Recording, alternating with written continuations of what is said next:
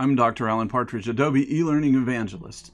I wanted to share a little bit more with you about characters, the new stock actors that you can insert to add personalization into your Adobe Captivate 6 projects. Let's take a look.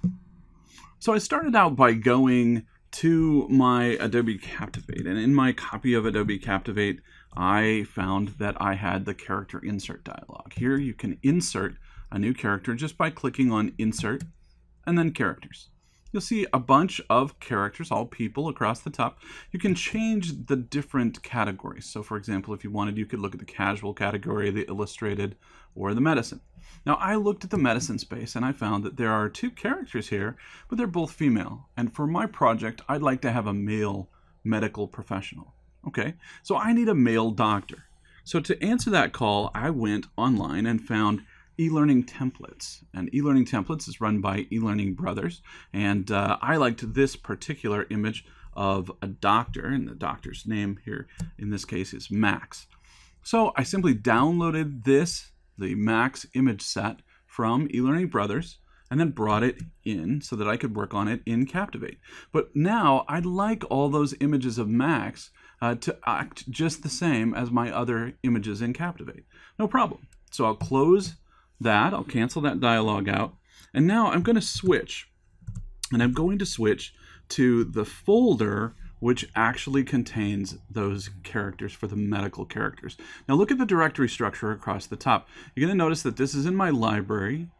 It's then found in the Documents folder under Adobe. This is the Public Documents folder under Adobe, then eLearning Assets, Characters, and then the character classifications. Here you can see the character classifications, and I want the medical characters. Now there are Christine and Maria. Those are the two characters which were identified. Now let's just look briefly at what is in those two folders for Christine and Maria. So if we look at those two folders, we'll see inside Christine's folder is the thumbnail image that appears at the top of that dialog. Then there are little thumbnails for each of the images of each different pose. You can think of these as the poses. Now also inside the Christine folder are all of the actual images. And these are the larger images that we would actually use inside the project. Now a couple of important things to notice here. The images themselves are actually 768 pixels high.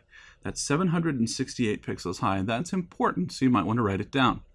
If we go back and we find the thumbnails, we'll see that they are the exact same images, but they're only 92 pixels high. These are the ones that appear in the little picker when I pull up that dialog.